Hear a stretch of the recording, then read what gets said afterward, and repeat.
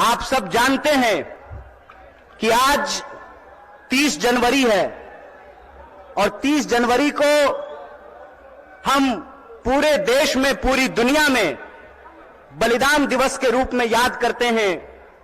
हमारे राष्ट्रपिता, हमारे बापू महात्मा गांधी को याद करते हैं और यह संकल्प लेते हैं कि मरते दम तक उनके आदर्शों पर चलेंगे। और उनका आदर्श था सत्य और अहिंसा, न्याय और एकता। और उनकी जो एकता की बात थी, उस एकता की बात के चलते ही जिनके आखिरी क्षण में भी मुंह से हे राम निकला था, उनको एक आतंकवादी कायर नाथूराम ने हत्या करने का काम किया था। यह आज हम सब लोगों को समझना पड़ेगा कि आज हमारे देश में जिस तरीके से नफरत का माहौल पैदा किया गया है, जिस तरीके से इंसान को इंसान से लड़ाया जा रहा है, यही साजिश किसी जमाने में अंग्रेज किया करते थे।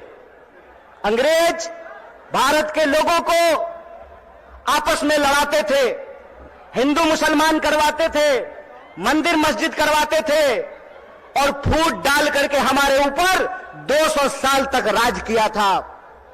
एक बार फिर से जो लोग आजादी के आंदोलन में हिस्सा नहीं लिए, जिन्होंने इस देश के लिए शहादत नहीं दी, जो जेलों में नहीं गए, फांसी पे नहीं चढ़े, वो लोग जो उस वक्त अंग्रेजों की मुखबिरी किया करते थे, आज गद्दी पर बैठ करके फिर से लोगों को आपस में लड़ा रहे हैं, लोगों के बीच में नफरत फैला रहे हैं। बोलिए, ऐसा है कि नहीं है? नफरत फैल रहा है ना? कौन फैला रहा है? नहीं नहीं नहीं, मोदी अकेले उसमें शामिल नहीं है, उसके साथ वो सब लोग शामिल हैं जो आज समाज को बांटने का काम करते हैं, समाज को आपस में लड़ाने का काम करते हैं। वो सब लोग इसमें शामिल हैं। तो आप सब लोगों से मैं ये आग्रह करना चाहता हूं, आप सब जानते हैं कि कांग्रेस पार्टी ने, भारतीय राष्ट्रीय कांग्रेस ने अंग्रेजों से लड़ करके इस देश को आजादी दिलाई। आजादी दिलाई कि नहीं दिलाई? देश आजाद है ना? कौन आजाद कराया देश को? कांग्रेस ने इस देश को आजाद कराया। और आज एक बार फिर से जब देश में नफरत फैल रही है, उस नफरत के खिलाफ हमारे नेता श्री राहुल गांधी ने कन्याकुमारी से लेकर के कश्मीर तक पैदल चले वो, और उन्होंने कहा कि डरने की जरूरत नहीं है, डरो मत। इस समाज के भीतर जो न्याय है, लोगों का जो हक है, उसके लिए आपको संघर्ष करना पड़ेगा, उसके लिए आपको लड़ाई करनी पड़ेगी। राहुल जी ने कहा कि अगर देश में नफरत फैल रही है तो हमको मोहब्बत की आवाज को बुलंद करना पड़ेगा। और कन्याकुमारी से लेकर के कश्मीर तक उन्होंने भारत जोड़ो यात्रा की, भारत जोड़ो पद यात्रा की। जब भारत जोड़ो पद यात्रा हो गई, तब यह प्रश्न हमारे सामने था कि कौन सी ऐसी चीजें हैं जिससे यह देश ताकतवर बनेगा, इस देश को शक्ति मिलेगी। और यह जो आजकल रोजगार विहीन समझते हैं ना? रोजगार विहीन का मतलब यह है कि गृह मंत्री का बेटा बीसीसीआई का सेक्रेटरी बन जाएगा और आपके बाल बच्चा को कुछ नहीं मिलेगा। समझते हैं ना रोजगार विहीन विकास का मतलब? यह जो रोजगार विहीन विकास है, इस रोजगार विहीन विकास में इस देश के जो आम आवाम हैं, उनके बच्चों का, उनके जीवन यापन का मुद्दा कैसे हल होगा, इसीलिए यह बात कांग्रेस पार्टी ने उठाई कि समाज के हर तबके को भागीदारी देना पड़ेगा। और भागीदारी देने के लिए यह जरूरी है कि हमको देखना पड़ेगा कि समाज की रीढ़ किनको माना जाता है, देश का रीढ़ किसको माना जाता है। आप सब जानते हैं कि भारत दुनिया का सबसे युवा राष्ट्र है। भारत सबसे युवा राष्ट्र है लेकिन इस देश के युवाओं के साथ अभी यह हो रहा है कि आप पढ़ाई करते हैं, दिन रात तैयारी करते हैं, लेकिन जब नौकरी की बारी आती है तो नौकरी नहीं मिलता है।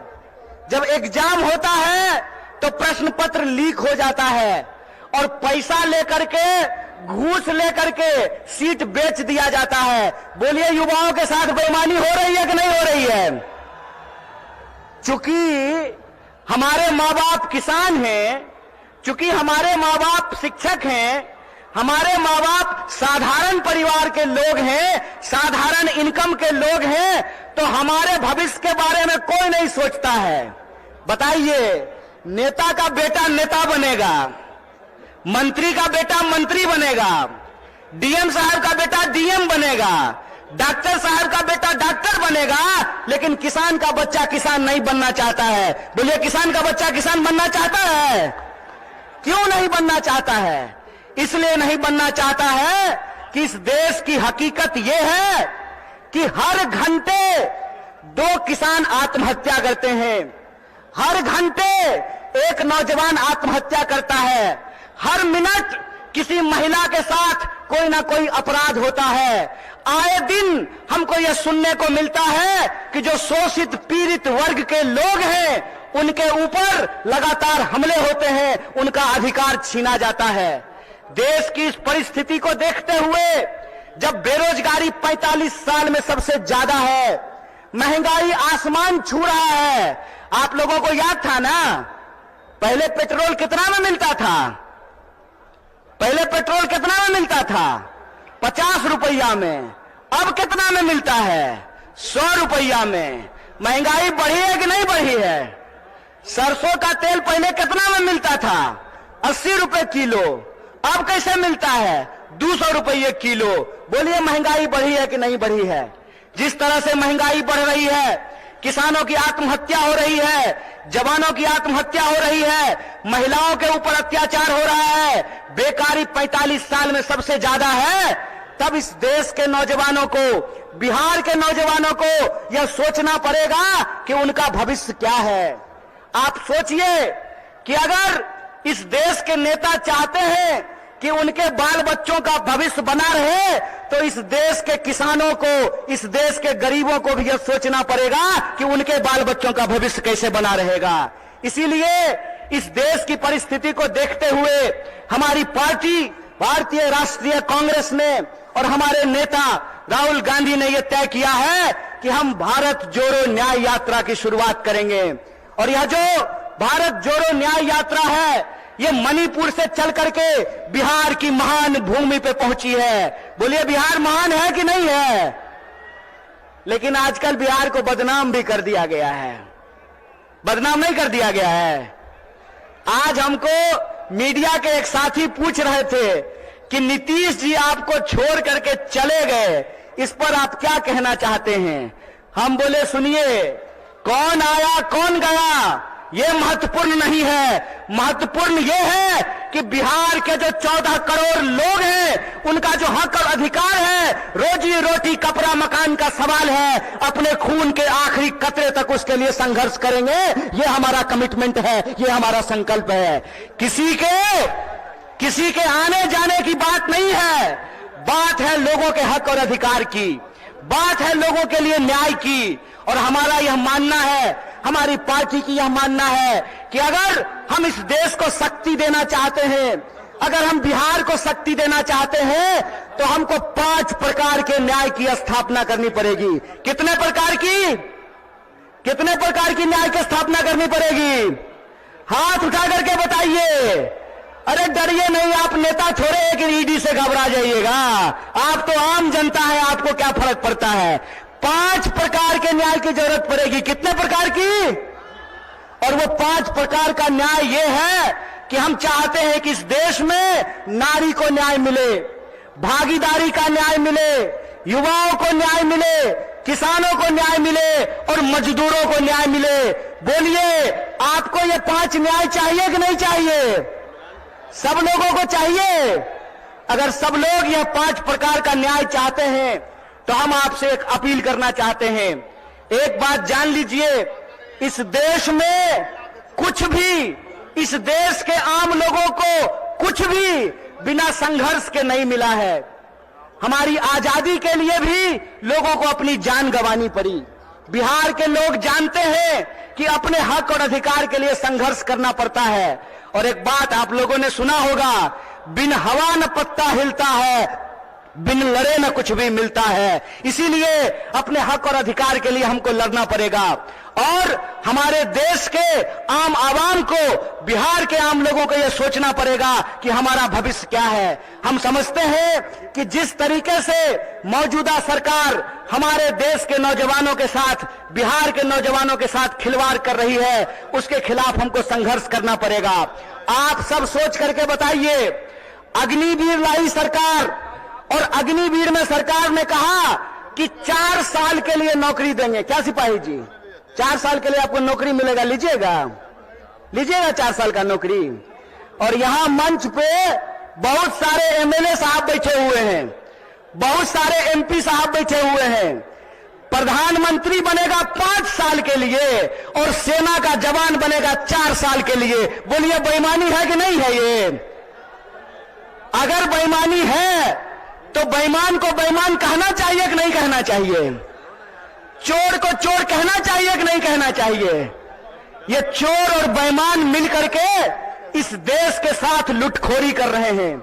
इसीलिए हम आप तमाम नौजवानों से यह अपील करना चाहते हैं कि एक तो हमको नौकरी नहीं देते हैं, दूसरा हमको शिक्षा नहीं देते हैं, तीसरा किसानों को उनके फसल का दाम नहीं देते हैं, चौथा मजदूरों को न्यूनतम मजदूरी नहीं देते हैं, और पांचवा इस देश की जो आधी आबादी है उसको समान जीने का अधिकार नहीं देते हैं।